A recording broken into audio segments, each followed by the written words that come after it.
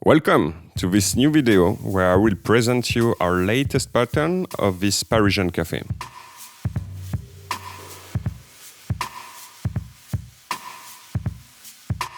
This actual coffee shop that I just called Le Café doesn't really exist in reality. I tried another approach of creating my design by changing the reality of the element of my wish.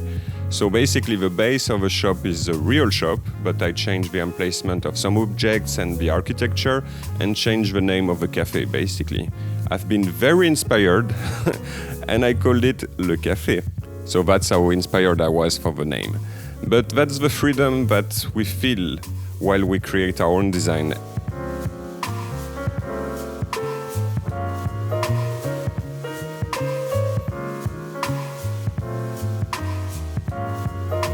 So after having sketched my drawing, scanned it, I printed the page of the pattern to be able to transfer it into my fabric. And for that, I'm using carbon paper. That's exactly the step you will do once you download the PDF of the pattern in our website.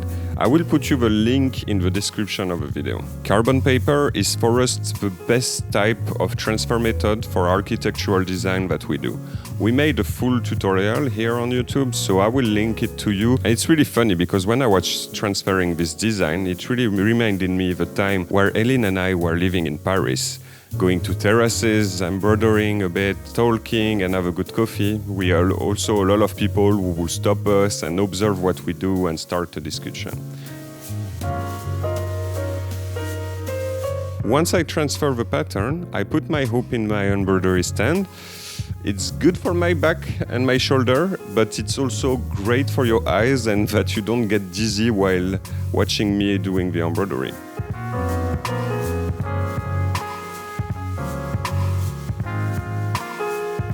Then, first golden rule we have with our design is to start with a contour work.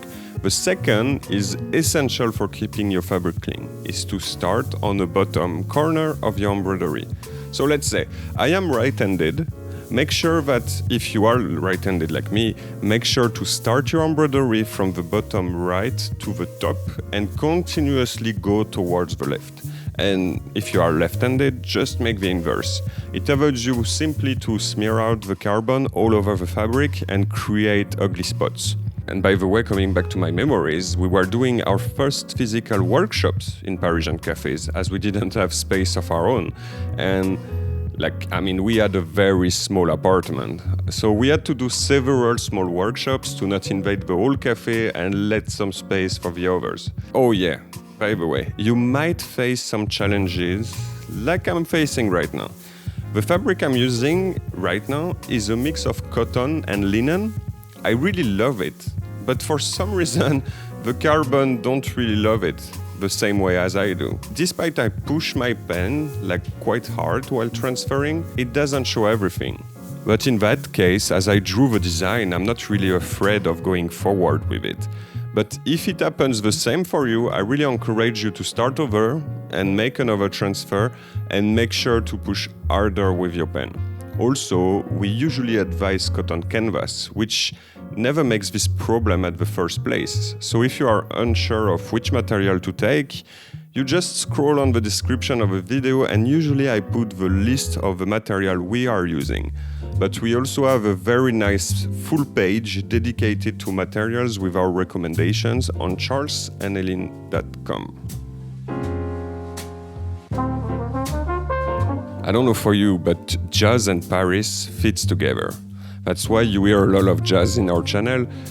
Also, it's because I'm editing videos, so I have the privilege of choosing the soundtrack. I have spent hours and days listening to jazz and walking around Paris, so for me it kind of makes sense with the videos.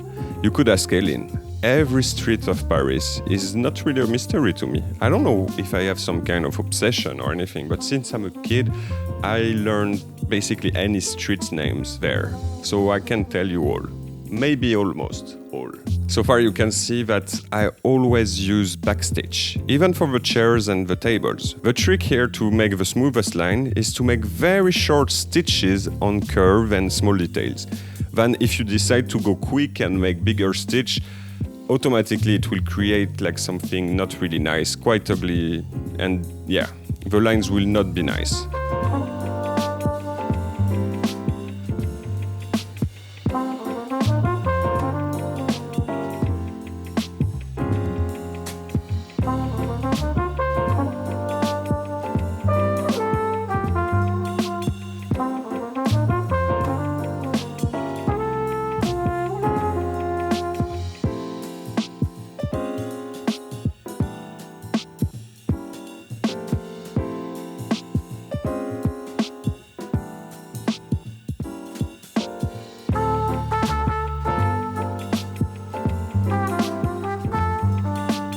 Same for the typography. Very, very, very small stitch. Take your time, don't hesitate to cut and try again if you don't make it the way you want.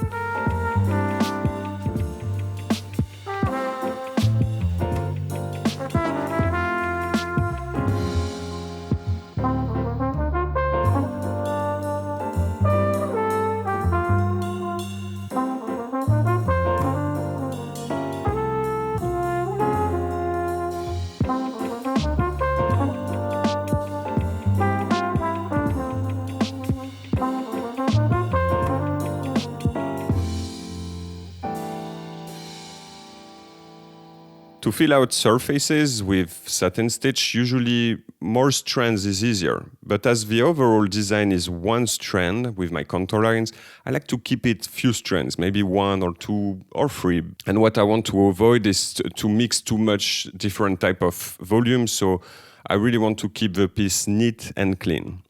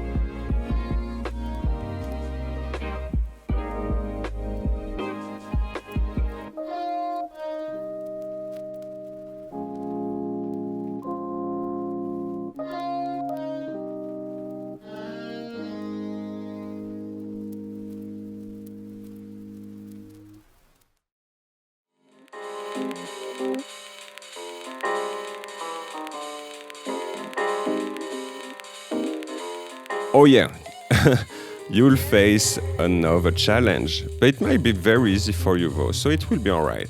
For a street sign, you first fill out the blue of a street sign and then you make the number 14 by freehand. So for the story, I chose the number 14 because it's the birthday day of Eileen. I know, it maybe sounds cheesy to you, but that's my way of putting some kind of signature into my designs by small subliminal signs relating our life. I know it's tempting to write first the number and then fill out the background because you have the transfer and you can see it on the fabric. But honestly, it won't look quote-unquote realistic. It might get very messy actually at a small scale, and it will take you much more time by doing so. Also, you are free to write any numbers or letter that you want. That's the cool thing with embroidery. You can really customize every single thing.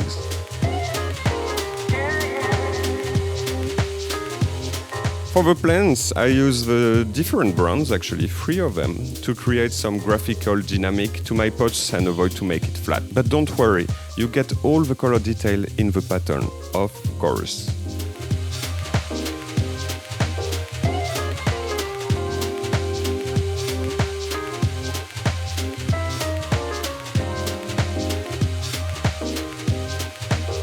The greenery are simple V-shaped stretch stitches, quite tiny size, to make it really smooth and neat. I love smooth and neat stuff, like I've been saying it many times. But for the shadow, I really go randomly here. The only thing I'm basing my mind is where is the light coming from? And in that case, I decided that the light will come from the right side. So I usually start with the darker colors for the shadow first, and then I gradually stitch to the lighter colors.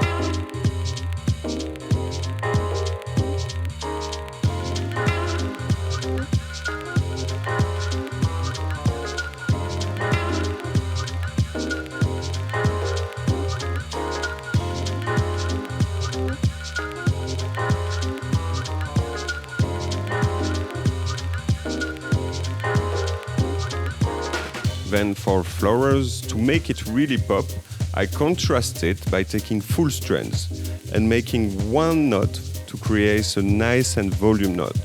The result is really efficient, as you can see. In the pattern, I give you also the instruction of colors for the flower and plants, but I am actually happy to see already in the first place, even if I encourage you to do it a lot, that you just take any colors that you want or that you have, and you can add as much flowers or plants that you want in the piece. I received quite some pictures of your versions of designs, and all of them are unique and really cool. So yeah.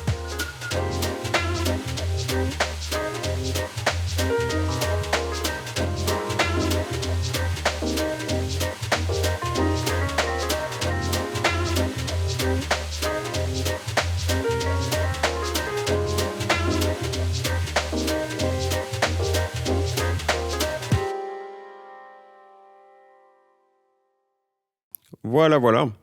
That's it for this one. Or, actually, you know what? Like, the truth is, I showed the piece to Eileen and I thought I was done.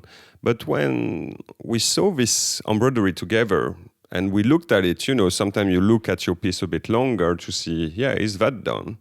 Something was missing. Something was needed to add more balance to the composition. So, I was back to embroidery and I thought that a red marquee, or I think you say awning also in English, would be the perfect complementary. Like advised earlier in the video, I start in the right side and then I got this cliché idea. If I mean cliché, I mean it's really cliché. I was like, we are in France and I'm starting with red. So why not to be even more clear that we are in France? So I started to stitch the French flag. Yeah, I know. It's a great idea, right? So anyway, I used the split stitch for the upper marquee with small stitches again to make a smooth surface. This trick is very important. If you want to make smooth surface and coloring, like small stitch again is the key, and satin stitch for the bottom part.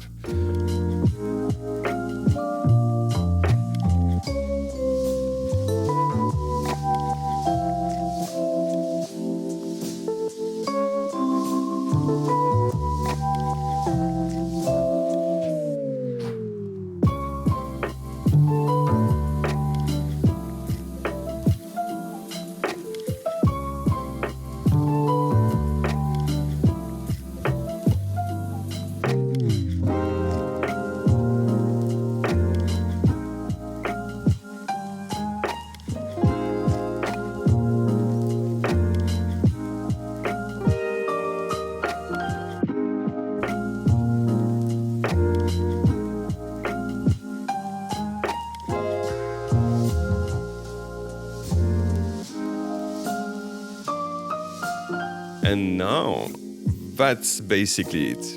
So yeah, the next step is to print out your pattern, take your embroidery material, and start stitching.